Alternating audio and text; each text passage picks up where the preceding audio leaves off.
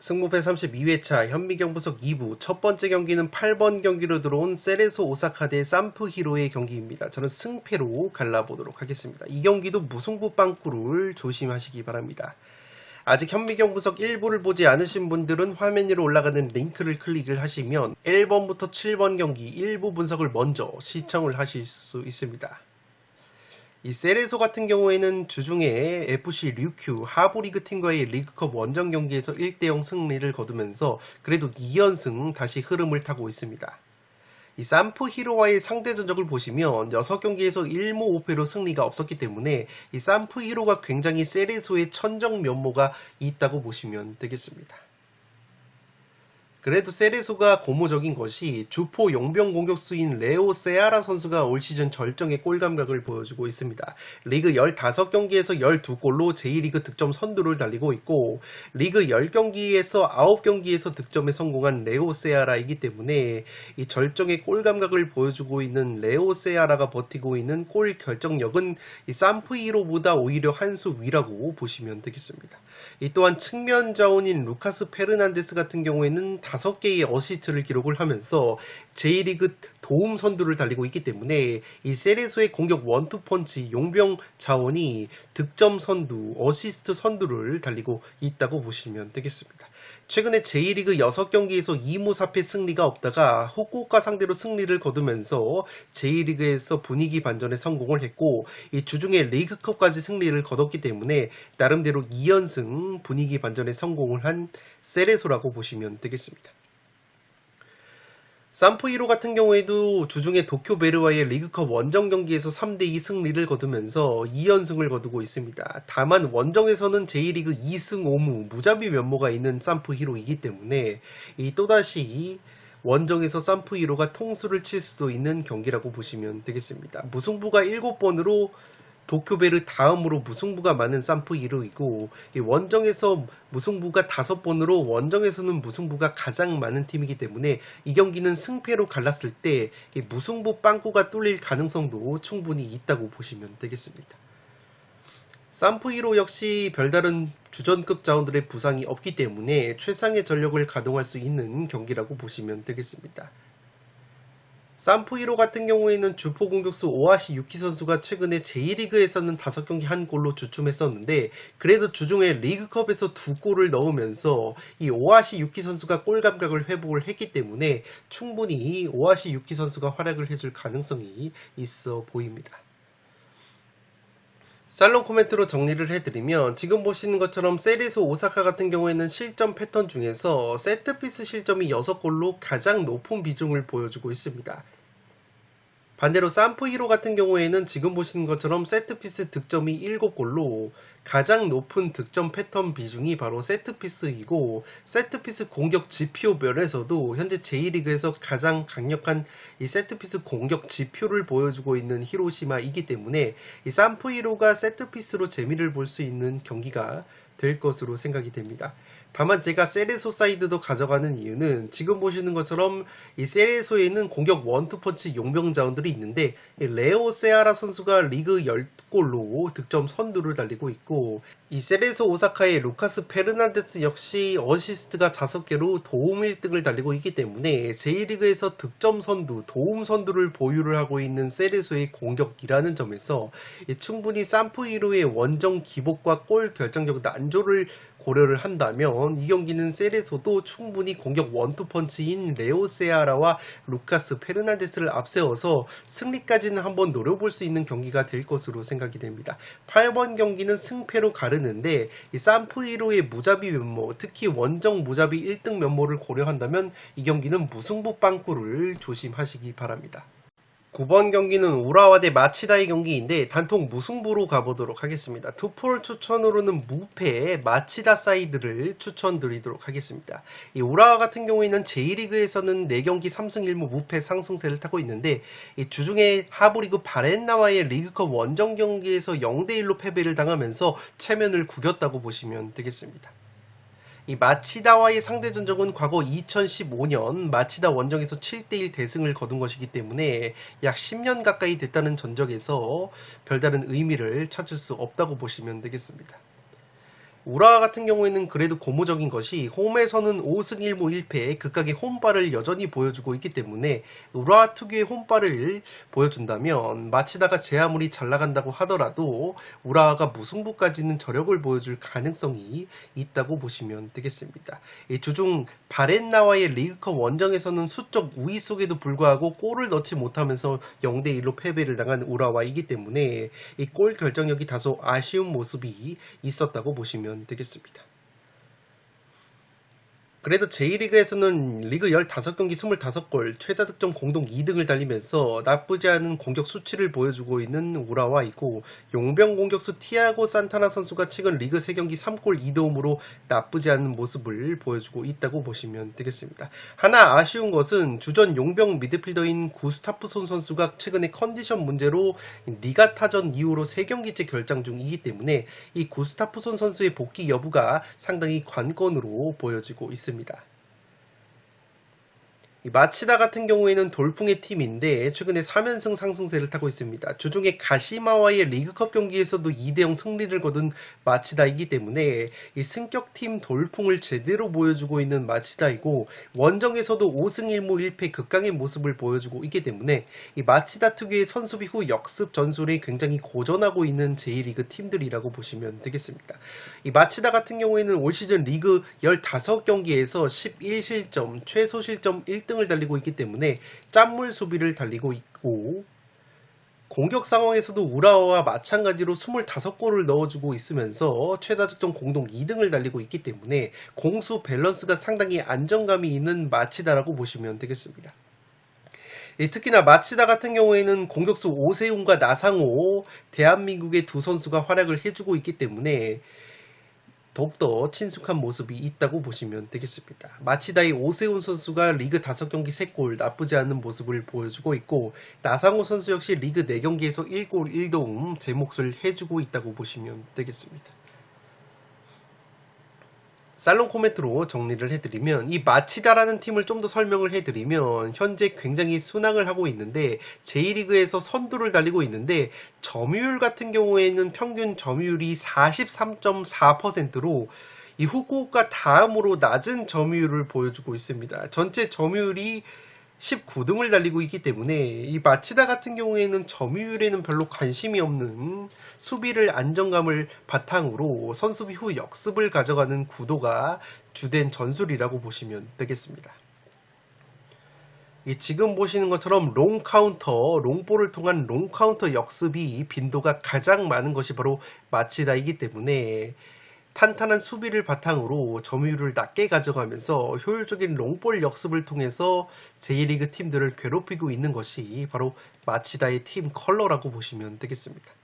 다만 제가 무승부로 가는 이유는 마치다가 최소 실점 1등 팀이라고 말씀을 드렸지만, 지금 보시는 것처럼 마치다가 페널티킥 실점이 4골로 굉장히 많은 페널티킥 실점을 당하고 있다고 보시면 되기 때문에 이 짠물 수비인 것에 비해서 박스 안에서의 수비 집중력은 굉장히 아쉬운 모습이 있다고 보시면 되겠습니다.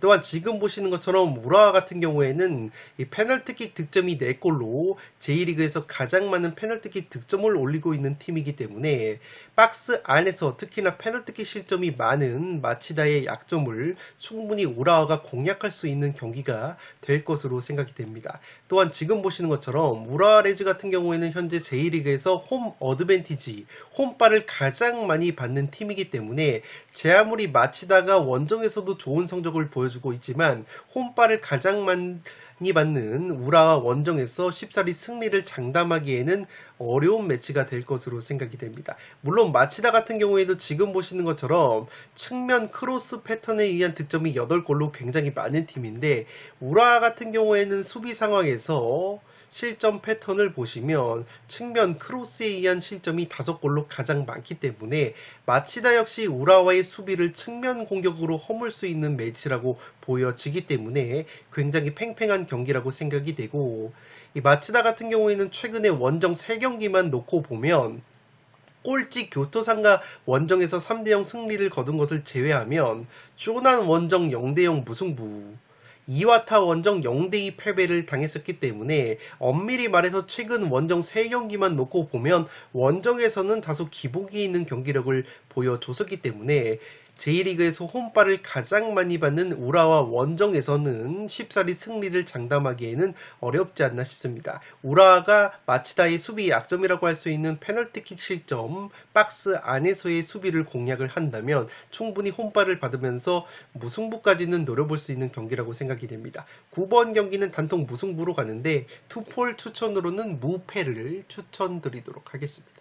10번 경기는 대구 대 강원의 경기인데 이 경기는 단통 무승부로 가보도록 하겠습니다. 대구 같은 경우에는 2연승 상승세를 타고 있습니다. FC 서울 원정에서 2대1 승리를 거두면서 올 시즌 첫 연승을 기록을 했습니다.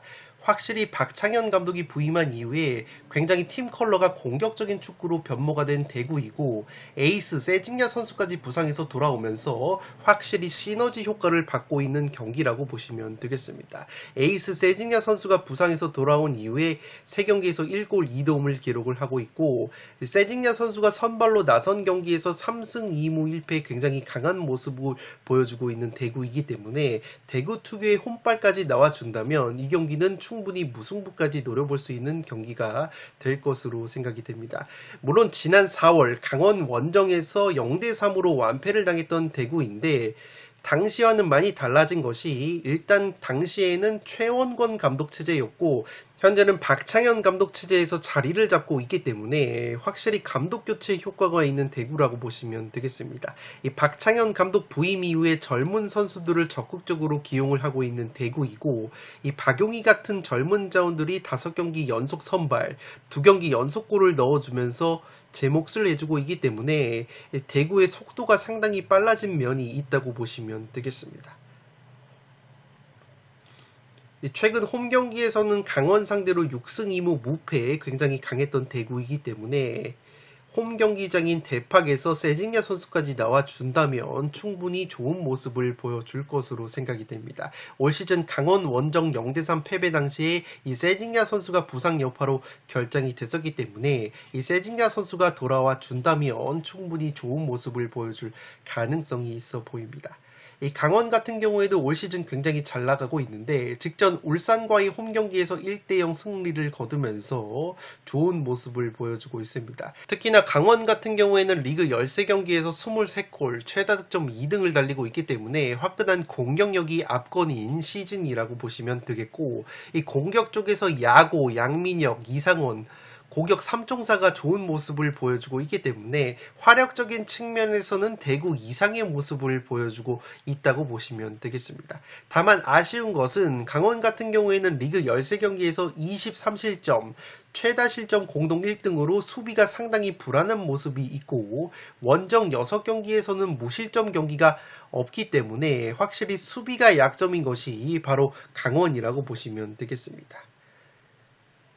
올 시즌 K리그 득점 선두를 달리고 있는 이상원 선수 같은 경우에는 리그 13경기 8골 좋은 모습을 보여주고 있는데 최근에는 7경기 한 골로 주춤하고 있습니다. 다만 올 시즌 대구와의 첫 맞대결에서 2골로 맹활약을 했었던 이상원이기 때문에 대구 상대로 충분히 좋은 모습을 보여줄 가능성이 있다고 보시면 되겠습니다.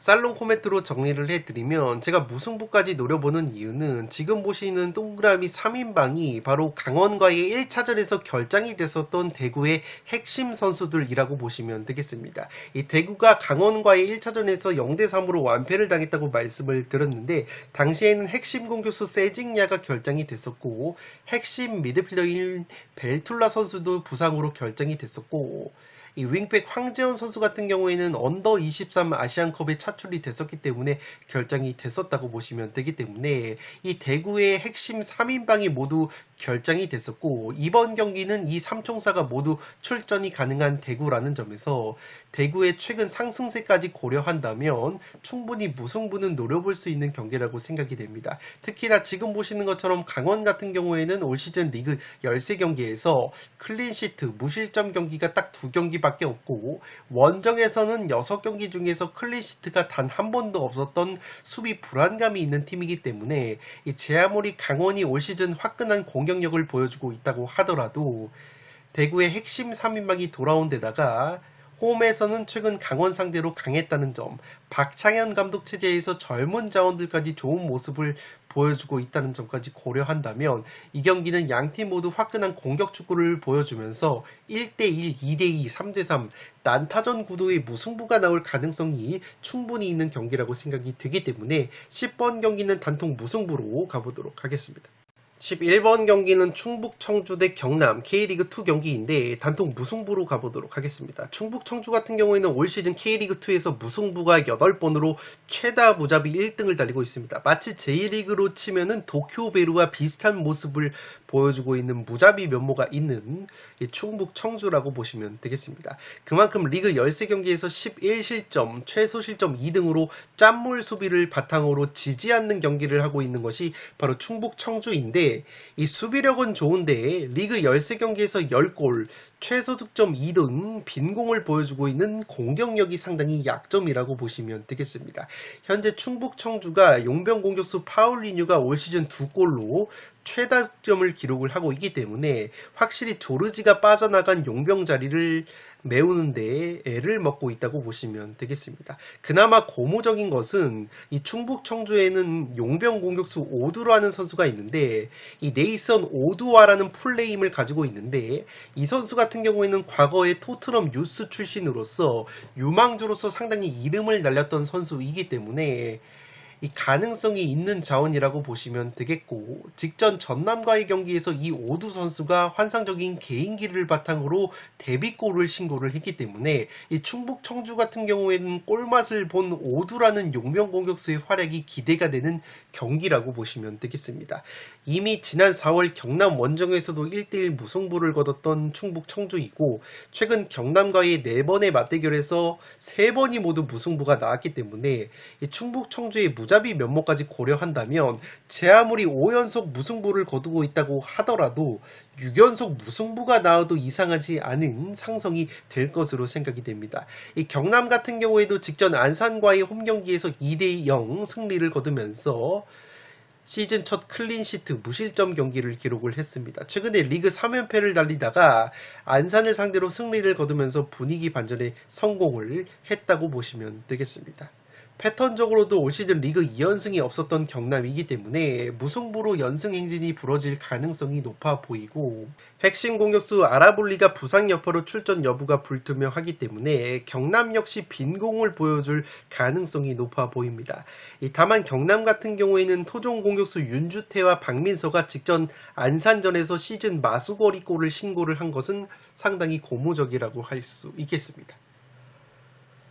살롱 코멘트로 정리를 해드리면 제가 저득점 무승부 양상을 노려보는 것은 양팀이 골 결정력이 상당히 떨어진다고 보시면 되겠습니다. 지금 보시는 것처럼 경남 같은 경우에는 경기당 평균 기대 득점값이 무려 1.87골로 상당히 높은 팀이지만 실제 경기당 평균 득점이 1.31골에 그치면서 마이너스 0.56골에 그치고 있기 때문에 현재 K리그2에서 경기당 평균 기대 득점 대비 골 결정력이 가장 떨어지는 것이 바로 경남이라고 보시면 되겠습니다.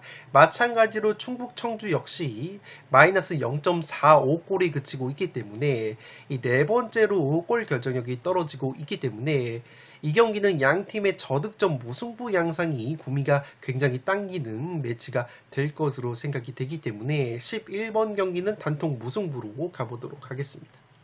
12번 경기는 FC 안양대 전남 K리그2 최고의 빅매치인데 승무패로 지으면서 전남 쪽 이변까지 한번 노려보도록 하겠습니다. FC 안양이 1등, 전남이 2등을 달리고 있기 때문에 이 K리그2 우승 향방을 가를 수 있는 중요한 맞대결이라고 보시면 되겠습니다. 안양 같은 경우에는 최근에 2연승의 상승세를 타고 있습니다. 직전 천안 원정에서도 1대0 꾸역승을 거두면서 확실히 짠물 수비를 바탕으로 좋은 모습을 보여주고 있는 안양이라고 보시면 되겠습니다. 안양 같은 경우에는 올 시즌 K리그2에서 리그 12경기 10실점, 최소 실점 1등 짠물 수비를 보여주고 있기 때문에 탄탄한 수비 조직력이 최대 강점이라고 보시면 되겠고, 최근 전남과의 상대 전적을 보시더라도 전남 상대로 5연승 천정 면모가 있다고 보시면 되겠습니다. 올 시즌 첫 맞대결 전남 원정에서도 2대1 승리를 거뒀던 안양이기 때문에 이번 경기 홈 경기라는 점에서 충분히 천정 면모를 이어갈 가능성이 높아 보입니다. 다만 제가 전남 쪽 이변까지 한번 노리는 이유는 안양 같은 경우에는 이번 경기 용병 자원들의 결장이 있을 것으로 생각이 됩니다. 핵심 용병 공격수인 야고 선수가 햄스트링, 용병 공격수 단레이 선수까지 햄스트링 여파가 있다고 소식이 있기 때문에 만약에 야고와 단레이가 나란히 또다시 빠지게 된다면 안양이 빈공을 보여줄 가능성이 있어 보입니다. 이미 용병 공격수 단레이 선수가 천안전에서 햄스트링 여파로 결장이 됐고 야고 선수 역시 천안전에서 결장이 됐기 때문에 이 두 선수의 출전 여부가 상당히 중요하다고 보시면 되겠습니다. 왜냐하면 안양 같은 경우에는 핵심 플레이메이커인 마테우스라는 용병이 최근에 6경기 무득점에 빠져 있기 때문에 이 마테우스가 주춤하는 상황 속에서 단레이와 야고까지 만약에 결장이 되게 된다면 충분히 안양이 빈공을 보여줄 가능성이 있어 보입니다. 토종 공격수 김훈 선수 역시 5경기 무득점에 빠져 있기 때문에 안양이 단레이와 야고 두 원투펀치가 빠지게 된다면 믿을 것이라고는 짠물 수비밖에 없기 때문에 고전을 할 가능성이 있어 보이고, 무엇보다 이번 경기는 안양의 유병훈 감독이 경고 누적으로 벤치에 앉을 수가 없다고 보시면 되겠습니다. 이 유병훈 감독 같은 경우에는 초보 감독이기는 해도 올 시즌 안양 돌풍을 일으키고 있는 장본인인데 활발한 로테이션을 가동을 하면서 선수 교체도 활발하게 이루어지고 있는 감독이기 때문에 이 유병훈 감독이 벤치에 앉지 못하는 것은 은근히 변수가 될 가능성이 있는 안양이라고 보시면 되겠습니다. 이 전남 같은 경우에는 시즌 초반에 좋지 못했는데 최근에 경기력이 상당히 올라오고 있습니다. 리그 4경기 3승 1무 무패를 달리면서 어느덧 2위까지 치고 올라온 전남이고, 시즌 초반에 부진했었던 에이스 용병자원인 발디비아 선수가 최근에 리그 4경기 3골로 살아난 모습을 보여주고 있다고 보시면 되겠습니다.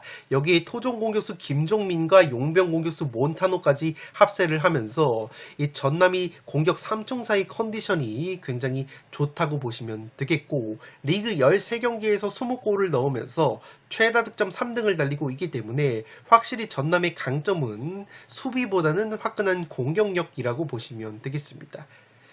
다만 아쉬운 것은 수비 쪽에서 올 시즌 리그 원정 6경기 중에서 무실점 경기 클린시트가 딱 한 번밖에 없었기 때문에 확실히 원정에서는 수비력이 약점인 것이 바로 전남이라고 보시면 되겠습니다.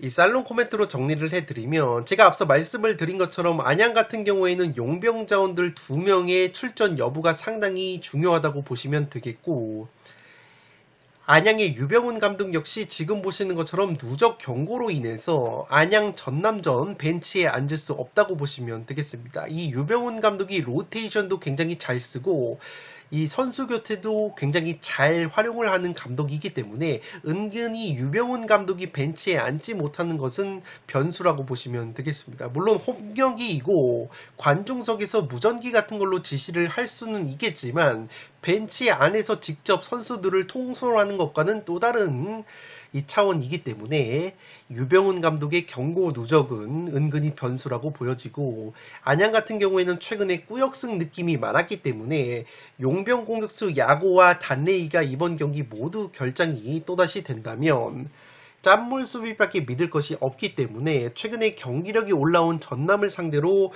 충분히 덜미가 잡힐 수 있는 경기가 될 것으로 생각이 되기 때문에 12번 경기는 승무패로 지으면서 전남 쪽 이변까지 노려보도록 하겠습니다.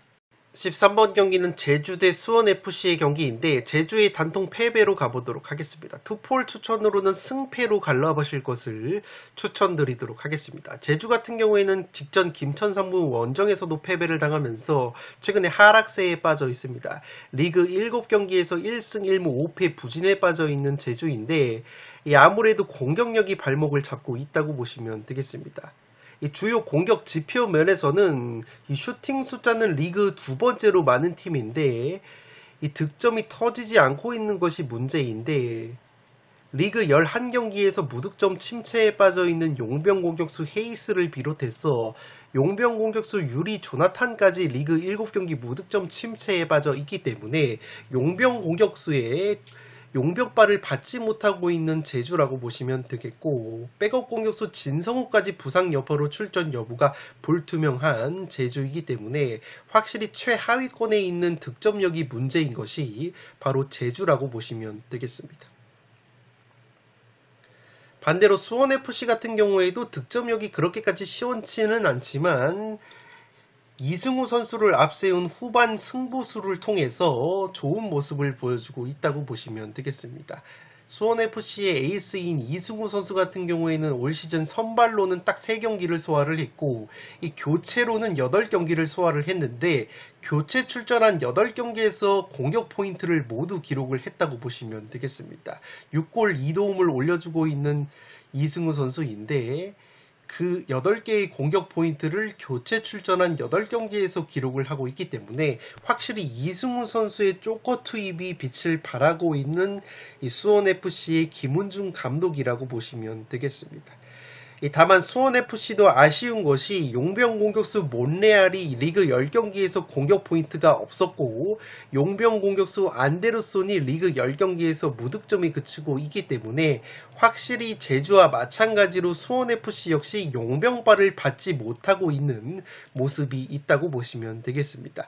물론 수원FC의 안데르손이라는 용병 같은 경우에는 이 득점은 없었지만 5개의 어시스트를 기록을 하고 있고 리그 3경기 연속 도움을 기록을 하고 있기 때문에 이 안데르손 같은 경우에는 충분히 가능성을 보여주고 있다고 보시면 되겠습니다.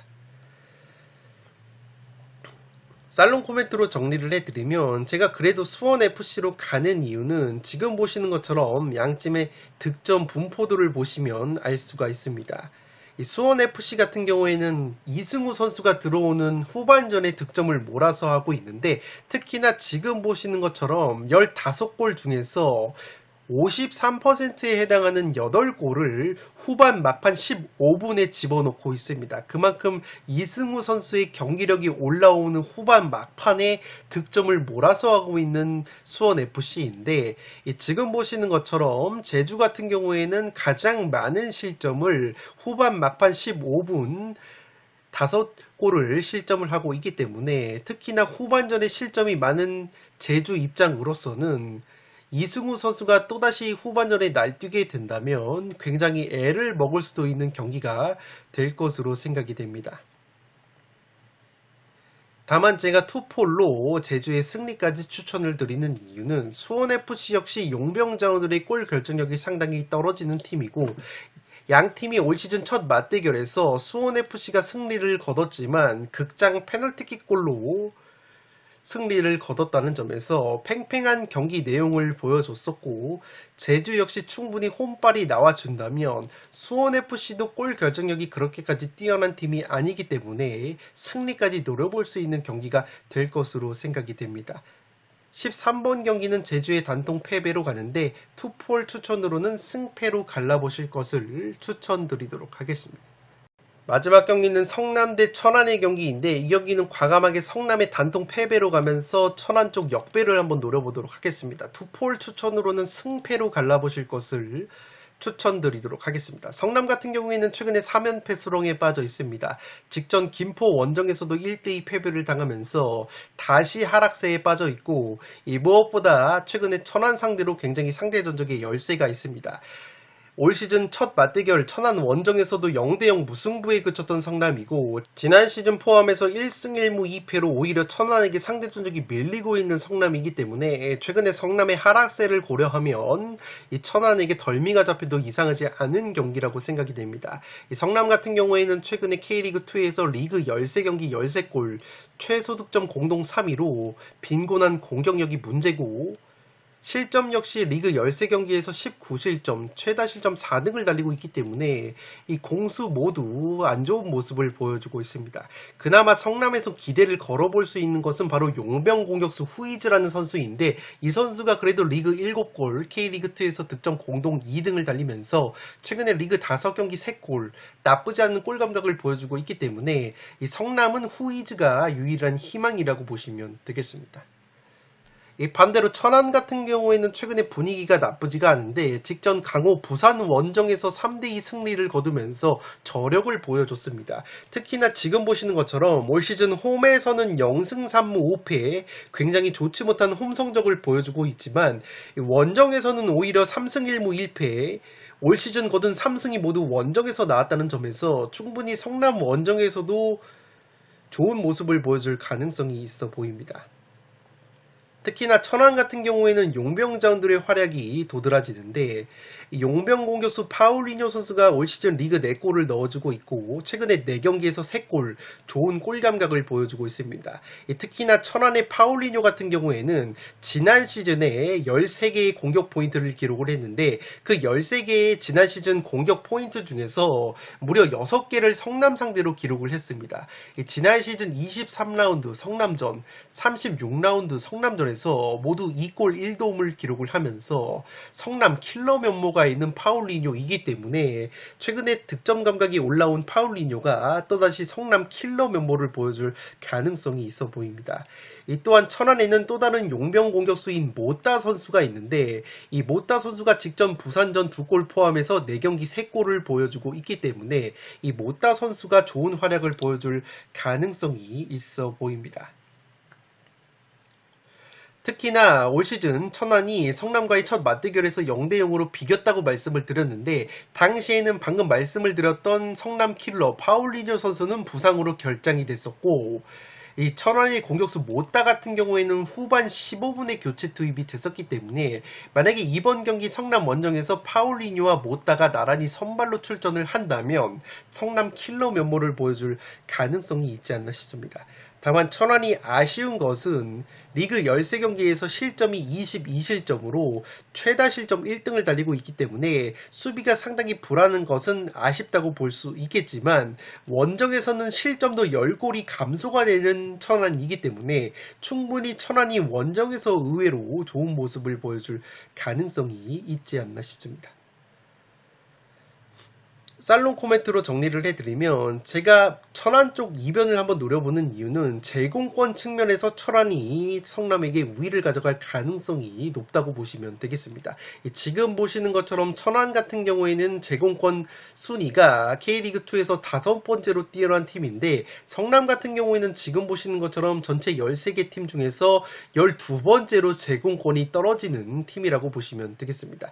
특히나 지금 보시는 것처럼 이 천안의 에이스 공격수인 모따라는 공격수가 K리그2에서 공중볼 경합도가 전체 1등이라고 보시면 되기 때문에 직전 부산전에서 또 타점 높은 헤딩골을 보여준 모따라는 점에서 제공권에 약점이 있는 성남이 제공권이 가장 뛰어난 천안의 모따를 막아냄에 있어서 상당히 어려운 경기가 될 가능성이 높아 보이기 때문에 이 경기는 모따를 앞세운 천안의 제공권 지난 시즌 성남 킬러 면모를 보여줬던 파울리뇨라는 공격수가 최근에 좋은 골 감각을 보여주고 있다는 점에서 원정에서 오히려 성적이 뛰어난 천안이 이번 경기 성남을 상대로 충분히 좋은 모습을 보여줄 가능성이 있어 보이기 때문에 상대전적 면에서도 천안에게 밀리는 성남이 하락세를 극복하기에는 굉장히 어려운 경기가 될 가능성이 있어 보이기 때문에 14번 경기는 과감하게 성남의 단독 패배로 가면서 역배를 노려보도록 하겠습니다. 투폴 추천으로는 천안의 최다 실점 1등 수비 불안감을 고려해서 승패로 갈라보실 것을 추천드리도록 하겠습니다. 네, 이것으로 승무패 32회차 현미경 분석 1부와 2부 모두 마치도록 하겠습니다. 영상이 도움이 되신 분들은 좋아요와 구독 버튼을 눌러주시면 풋볼살롱 채널에 크나큰 힘이 됩니다. 구독 버튼 옆에 종 모양의 알림 설정을 해주시면 그 누구보다 빠르게 양질의 축구, 승무패, 프로토 관련 분석 컨텐츠를 만나보실 수 있습니다. 지금까지 풋볼살롱이었습니다. 감사합니다.